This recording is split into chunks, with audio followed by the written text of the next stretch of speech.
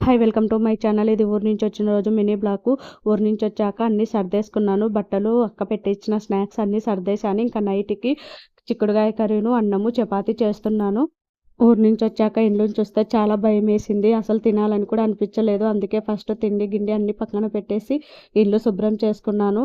నిదానంగా వంట చేసుకొని తిన్నాము.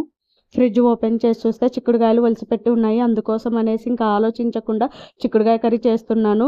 చిక్కుడుకాయలన్నీ ముందు కడిగేసేసాను. ఇంకా పొయ్యి మీద వేసేసాను. ఒక పక్క అన్నం కూడా పెట్టాను. నేను ఏ పని చేసినా సరే మా చిట్టి తల్లి ముందుంటుంది, నేను చేస్తా అనేసి వచ్చి కర్రీ కలబెడుతుంది నేను ఏదో పనిలో ఉంటే.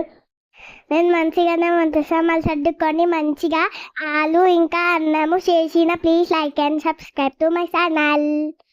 మంచిగా బొమ్మలకు అన్నం పెట్టిన పడుకున్నారు. ఇంకా పొద్దున్న లేచి స్కూల్కి పోయిండ్రు అంతే. నా పని నేను చేసుకుంటుంటే మా చిట్టి తల్లి పని మా చిట్టి తల్లి చేసుకుంటుంది. ఇంకా అన్నము కూర అయిపోయాయి. ఇంకా నేను చపాతీ చేస్తున్నాను. చపాతీ స్పీడ్గా చపాతీ చేసేసి పిల్లలకు పెట్టి నేను తినేసాను. Please like subscribe to my